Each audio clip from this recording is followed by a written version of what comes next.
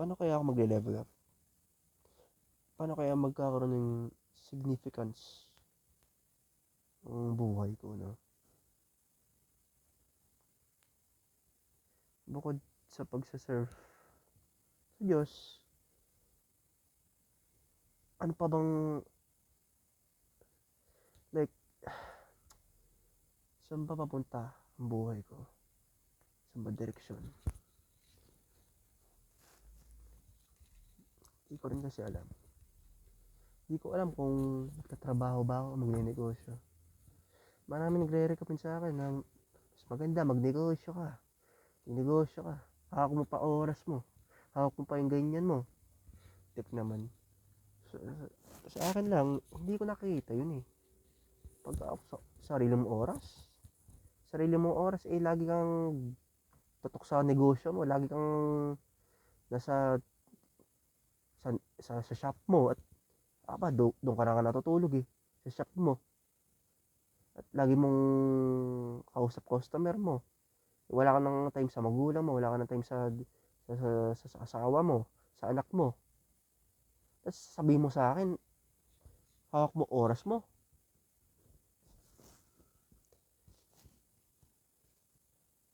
Tibay mo naman to eh.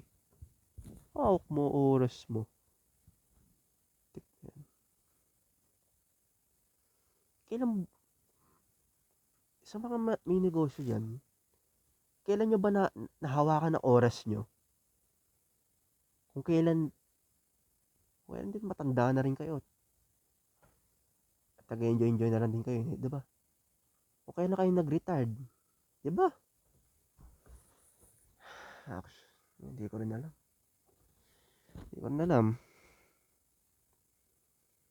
Hindi ko rin sinasabi na masama rin magtrabaho.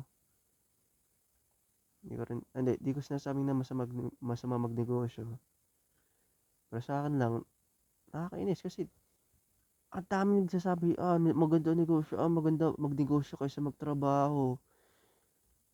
Para ka yung negosyo ang be all end all sa problema sa pera. Tip din. Nakakainis lang.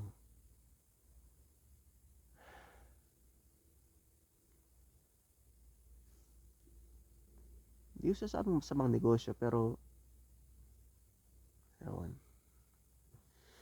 Nagrarant lang ako. Pero parang di rin masama namang office job eh.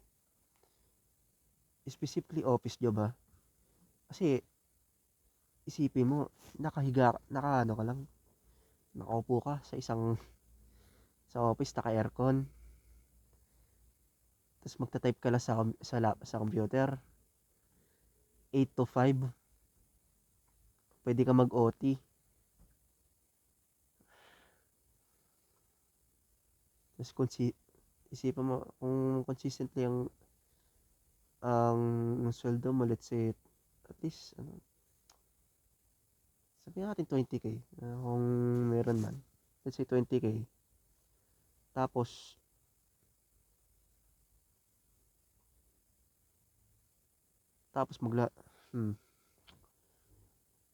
actually, hindi ko rin alam pala. Pero sa akin, maganda talaga ng office job as kumpara mo sa ibang job sa field job. Lagi ka nasa initan, lagi ka nasa arawan, no? Tapos mo nagdabalat mo, pawis-pawis ka sa sobrang init, na uhaw ka. Magkaka-stroke ka na sa office. Wala lang, masat lang mata mo kakatitig sa screen, pero ayun lang, nasa aircon ka lang. Magta-type ka lang. Diba? So, magkano rin sweldo mo? Bukod dun, kumpara mo sa negosyo, ang office job, well, parang papasok ka lang, 8 to 5. Kung kukumpara mo naman sa negosyo, 24/7, 365, tama ba? 24/7, 365 days. Basta, yun.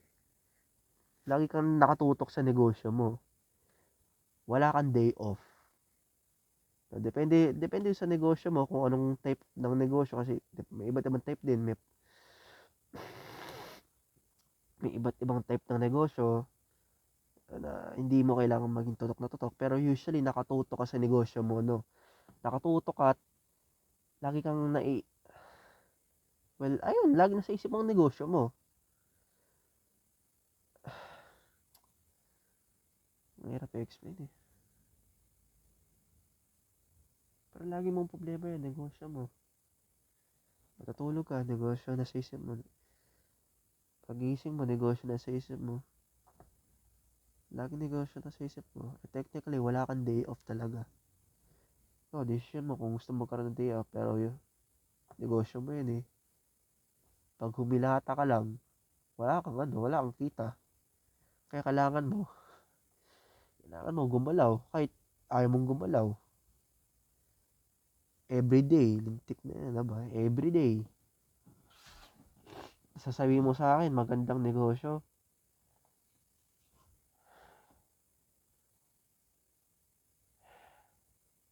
Based lang sa nakita ko sa sa mga main negosyo talaga ha. Usually, hindi na sila nagde-day off eh. Parang, nabubuisit lang ako kasi, ayun ba yung pinapamungkahi mo sa akin na nahawak mo oras mo? Na you have more free time? Na, siguro nga, marami kang pera, pero usually, lubog ka rin naman sa utang eh. Kasi may mga kliyente kang di ka babayaran, may mga may mga ipag-uutangan ka para lang maging stable ulit ang negosyo mo. Ang dami mong parang ang daming sakit din sa ulo ng negosyo. Well, to be expected naman kasi hindi naman lahat ng magkikita ng pera is madali. Siyempre, di naman madali magkita ng pera. Pero, I feel like, kung ikukumpara mo sa office job, bagay, ewan din. Ewan din. Hindi ko rin alam.